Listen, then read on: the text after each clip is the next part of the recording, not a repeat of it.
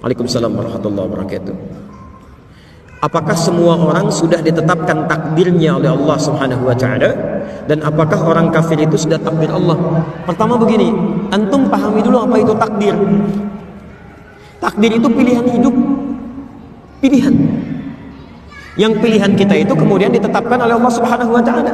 Jadi Anda bisa terbuka ingin mengambil atau tidak, itu pilihan Anda. Karena itu manusia diberikan kemampuan untuk memilih. Misal baik dan buruk. Allah ciptakan ini baik, ini buruk.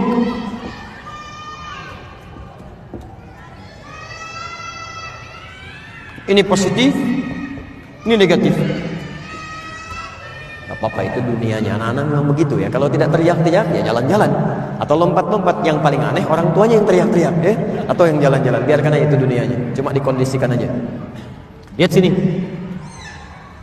Allah menciptakan kebaikan dan keburukan. Yang buruk ini diciptakan bukan untuk menjadikan Anda berperilaku buruk, bukan, tapi untuk menguji supaya yang baik-baik ini muncul ke permukaan. Misal Allah ciptakan sifat jujur, saat yang bersamaan dibuat lawannya dusta, bohong. Allah ciptakan sabar, dibuat lawannya marah.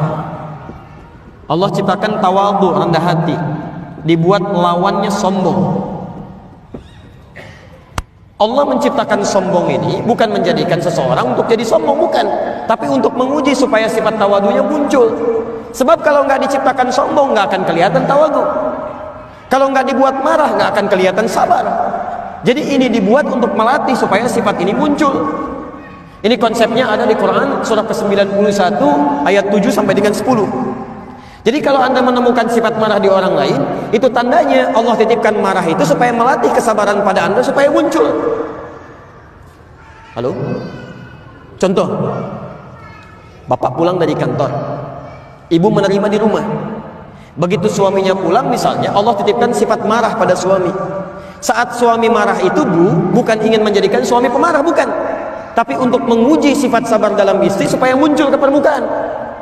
Jadi begitu menemukan sifat yang negatif, seharusnya lawannya ini yang cepat dimunculkan, maka akan indah kehidupan rumah tangga. Begitu suami datang marah, berarti saya harus sabar. Selesai. Jadi berbahagialah kalau ibu mendapatkan suami pemarah. Artinya Allah ingin meningkatkan kesabaran pada ibu. Misal antum pulang ke rumah menemukan istri cemberut. Cemberut. Apa lawan cemberut? Senyum. Langsung cari lawannya. Jadi begitu pulang ke rumah istri cemberut, antum senyum. Waalaikumsalam. Kayaknya kenal. Siapa ya? Masya Allah. Selesai masalah. Ini istri cemberut, antum marah, gak akan nyambung. Kamu kenapa? Emang kenapa? Oh, gak akan nyambung. Gak akan nyambung. Ini poinnya. Jadi itu keduanya pilihan. Ya. Saya pernah ceritakan di Bali itu Masya Allah. Dia ada satu keluarga soleh yang luar biasa, tinggalnya di Karawang, punya anak 3. Itu sudah punya kebiasaan yang baik. Tapi satu kali, suami pulang dari kantor lebih awal, ya, biasa disambut istrinya, masakan biasanya sudah jadi, ini belum jadi, masih masak di dapur. Maka disambutlah suaminya, dicium tangannya, karena suami lelah, capek dan lapar, maka minta pada istrinya supaya dibuatkan dulu makanan pembuka, mie lah ya, semacam itu. Istrinya mempersilahkan duduk di ruang makan, tunggu pak, dimasak dulu katanya. Begitu sedang masak, karena saking sibuknya lupa, ini nyata, garam yang 1 sendok tertuangkan ke mie yang tadi mau dihidangkan. Jadi yang mau masuk ke sayur pindah ke mie. Itu dalam suasana yang sedang sibuk, lupa, diaduk. Masya Allah, dengan bangganya istrinya menyampaikan pada suaminya hidangan mie yang sudah dinanti itu. Disampaikan, silakan pak, ya, ditunggu dulu, mudah-mudahan nanti cepat selesai masakannya. Tayyib. Antum pulang dari kantor, capek luar biasa, lelah dan lapar, disuguhi mie dengan garam 1 sendok. Bagaimana respon pertama yang akan Anda katakan? Masya Allah. Lihat-lihat kalimatnya. Ini keluarga sudah paham dengan konsep ini. Apa lawan garam, apa rasanya? Asin. Apa lawan asin? Maka keluarlah kata-kata yang manis itu. Sini sayang. Anak 3 manggil sayang, Masya Allah, di dapur. Datanglah istrinya. Belum selesai, Bu. Kalimat keduanya lebih manis lagi. Sini, duduk samping papa berdua. Belum selesai. Kalimat ketiganya, ini pamungkasnya. Helwa, Masya Allah. Sini papa suapin. Jarang rasanya kita makan berdua. Manis. Gak ada kata-kata kasar. Jarang rasanya kita makan berdua. Sini papa suapin. Istri mana yang tidak senang dengan tawaran suami? Mau disuapin lagi. Apa yang terjadi? Ketika mulai disuapi, ini nyata. Ketika disuapi, istrinya merasa ada yang tidak beres di situ. Dia tidak tertawa, tapi dia menangis, Pak. Dia turun ke lantai, dicium kaki suaminya. Dia minta maaf. Maafkan mama, Pak. Mama tidak sengaja, kan? Mama tidak tahu. Apa kata suaminya? Jangan begitu, diangkat. Papa kan cuma katakan, lama rasanya kita nggak makan berdua. Apa yang terjadi? Gara-gara garam 1 sendok yang asin ini, muncullah cinta yang sangat manis bersemi. Laparnya hilang, keduanya masak di dapur bersama-sama. Jadi kalau ada seseorang ini dipilih yang baik tentang iman, kemudian ini kufur, dia diberikan pilihan untuk memilih apakah ingin beriman kepada Allah atau ingin ingkar dari Allah. Tapi saking sayangnya Allah tidak memberikan kepada hambanya peluang untuk menjadi buruk kecuali diberikan jalan untuk mendekat kepada Allah. Maka diturunkanlah apa yang disebut dengan hidayah, supaya hambanya nggak salah pilih. Hidayah, supaya nggak salah pilih. Padahal mudah bagi Allah untuk membiarkan, ayo pilih aja sana, ini pilih sini. Tidak. Saking inginnya Allah semua hambanya memilih yang baik, diberikan hidayah. Ada yang masuk lewat telinga. Azan. Apa artinya azan? Bukan, itu secara fikih. Kalau secara bahasa artinya telinga. Jamaknya uzun. Ya, maaf, dari kata uzun jamaknya azan, telinga. Jadi kalimat yang satu-satunya akan sampai kepada telinga selama masih punya pendengaran. Saya saat berada di Kairo, di Mesir selesai azan, itu Libya azan. Libya selesai azan, Tunisia azan. Tunisia selesai azan, Maroko azan. Maroko selesai azan, Aljazair azan. Nyebrang sedikit ke Spanyol, ke Perancis, ke Italia. Ternyata Masya Allah, lafaz azan tidak pernah berhenti dalam 24 jam. Antum cek aja Selamongan ini. Ini berhenti, sana azan, sana azan, sana azan, 24 jam. Kalau itu bukan kalimat yang Allah sampaikan kepada kita, mustahil bisa ada kalimat seperti itu. 24 jam. Bukankah di situ diperkenalkan lafaz Allah? Allahu Akbar, Allahu Akbar. Bukankah diperkenalkan kalimat syahadat? Asyhadu an la ilaha illallah. Dan tidak sedikit orang mendengarkan azan kemudian dia masuk Islam. Ada hidayah lewat pandangan. Ya, pernah ada 2 orang, 1 orang Indonesia, kedua dari luar. Kuliah di Amerika. Yang orang Indonesia ini bagus. Dia seringkali lihat acara Channel One dari Mekah dan tersambung lewat Masjidil Haram. Secara singkat satu kali dia sedang buka acara sholat Isya di Masjidil Haram. Ya, imamnya saat itu Syekh Sudais. Dia iseng bertanya kepada kawannya. Dia katakan, kawan, menurut kamu ada berapa orang di masjid itu? Kata non-muslim tadi, ya mungkin ribuan orang. Kata temannya, tidak, itu paling minimal 500.000 orang. Lalu dia bertanya lagi, berapa waktu yang dibutuhkan untuk menjadikan orang-orang ini bisa rapi seketika? Kata temannya tadi, paling minimal mungkin 2 pekan. Jadi dia bayangkan satu-satu dirapikan begini. Kata temannya yang muslim, saya akan tunjukkan kepada anda, tidak sampai 5 menit semuanya akan rapi. Temannya kaget, mustahil itu. Kata kawannya, saya tunjukkan. Begitu iqamah, Allahu Akbar, Allahu Akbar, Allahu Akbar, yang tawaf semua berhenti, bikin barisan rapi. Belum 1 menit, temannya sudah bingung. Tunggu sebentar. Begitu Syekh Sudais mengatakan istaqim, rapatkan, luruskan, kemudian mulai bertakbir, semua takbir, tidak ada yang diam. Anda tahu apa yang terjadi? Teman ini langsung berkata, yang non muslim, tolong tunjukkan kepada saya bagaimana caranya masuk Islam, karena agama ini pasti bukan rekayasa manusia, mustahil bisa begini. tunjukkan pada saya bagaimana caranya masuk Islam. Orang cuma nonton sholat Isya bisa masuk Islam. Antum yang sudah dikasih nikmat Islam menunda-nunda sholat Isya, itu pilihan. Di konsep ini ada di Quran surah ke-29 ayat 69.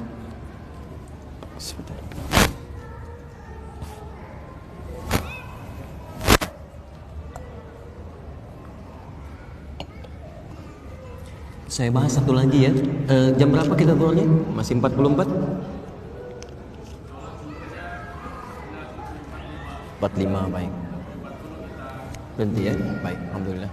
Enggak, saya ambil jeda sedikit karena saya masih berproses. Ya, masih ada tenaga yang harus dikumpulkan. Kita pelan-pelan.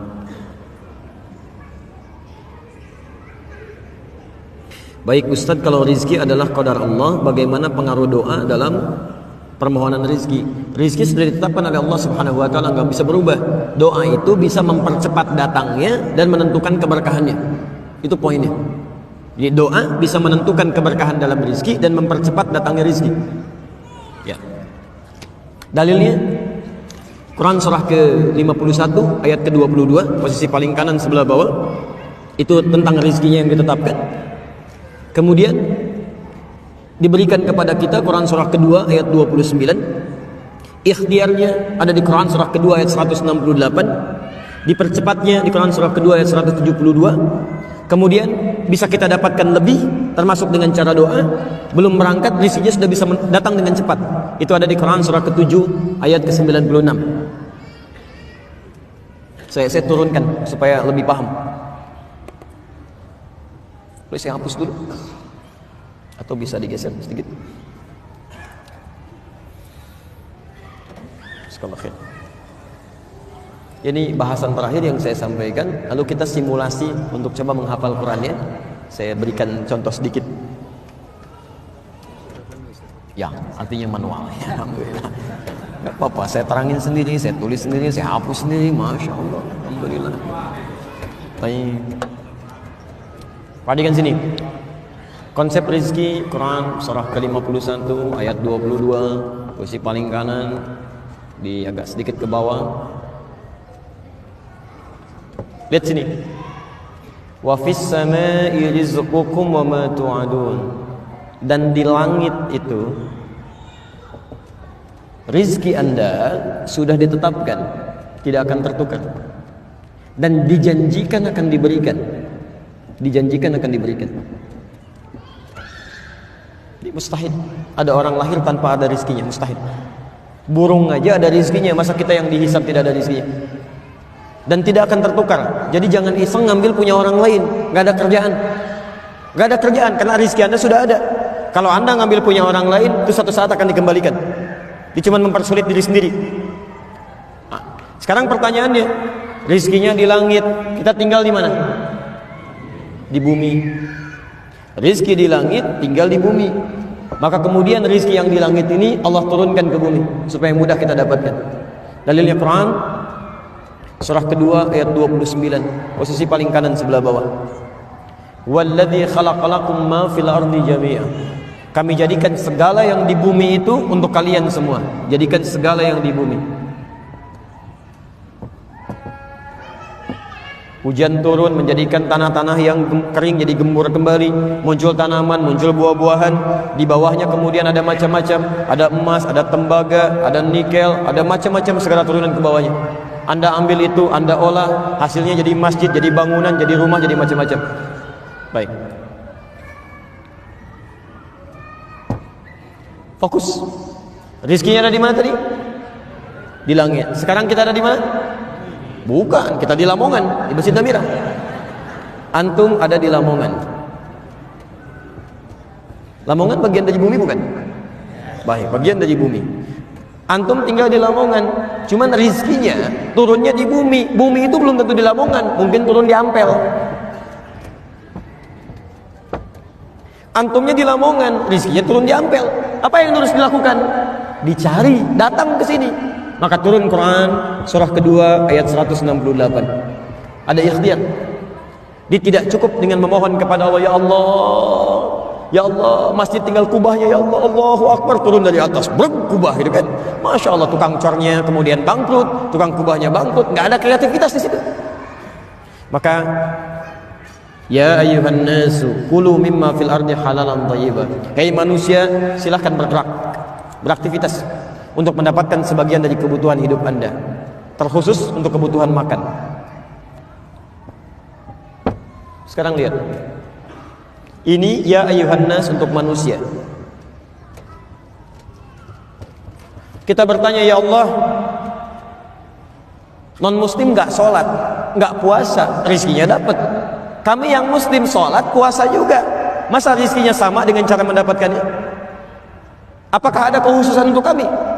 Maka bagi orang-orang yang beriman diberikan jalan cepat untuk mendapatkan rezeki. Di Quran surah kedua ayat 172. Posisi paling kiri di agak sebelah atas. Ya ayyuhalladzina amanu kulu min thayyibati ma razaqnakum. Hai orang-orang yang telah menyatakan dirinya beriman kepada Allah. Kulu min thayyibat, perhatikan kalimatnya. Ma razaqnakum. Syarat pertama, cari rezeki dengan iman. Orang yang mencari rezekinya dengan iman, maka dia otomatis imannya akan membimbing kepada yang halal. Mustahil menemukan yang haram. Makanya di ayat ini kalimat halalnya dibuang. Kalau di ayat yang ini masih dicantumkan kulu mimma fil ardi halalan thayyiba. Tapi bagi orang beriman kalimat halalnya dibuang. Kulu min thayyibati ma razaqnakum. Kenapa kalimat halalnya dibuang? Karena dia punya iman. Imannya otomatis membimbing dia langsung pada yang halal. Dimaaf, kalau ada orang beriman masih menemukan harta yang haram, ada yang salah dalam imannya.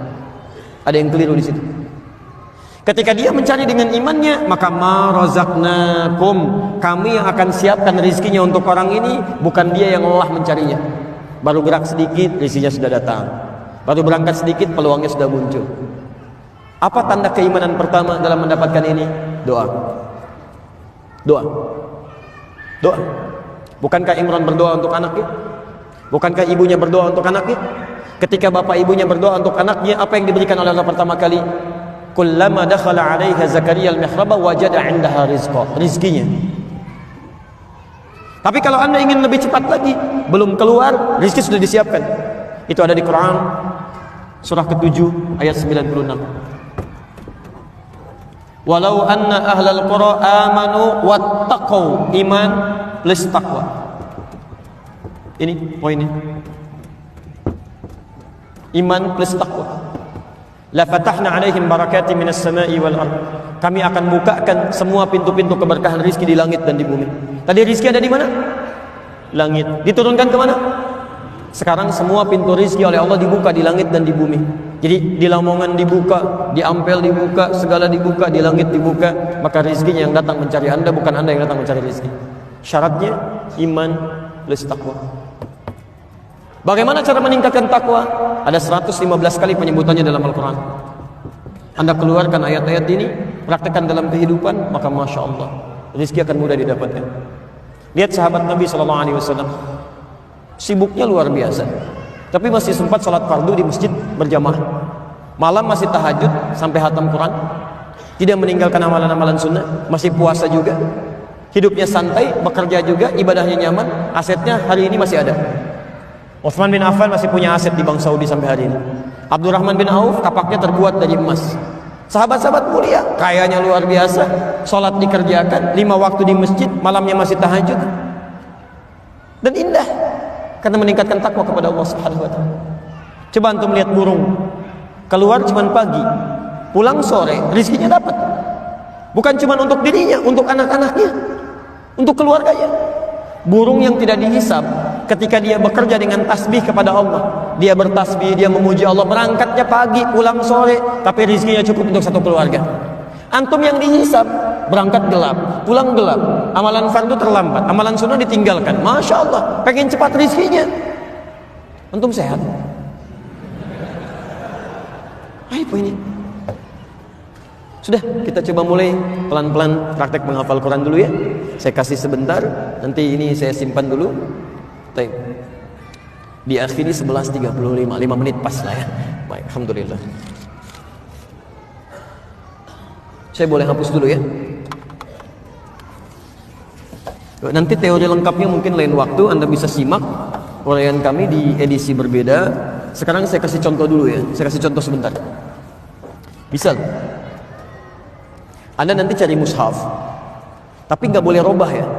Satu aja dari mulai menghafal sampai dengan selesai. Kalau bisa cari mushaf hafalan. Di antara tandanya di sampingnya suka ada potongan-potongan ayatnya. Misal, ini saya ajarkan ini satu, gini kan? Misalnya ini alif lam mim. 2, dzalikal kitabu la raiba fi dzalika. 3, alladzina yu'minuna bil ghaib, alladzina. 4, walladzina yu'minuna bima unzila ilaik, walladzina. 5, ulaika ala hudan min rabbihim wa ulaika humul muflihun. Ulaika. Saya hanya ingin tunjukkan betapa mudahnya menghafal Al-Quran termasuk dengan angka-angkanya ya, tapi tujuannya bukan ingin menjadi hafid, bukan.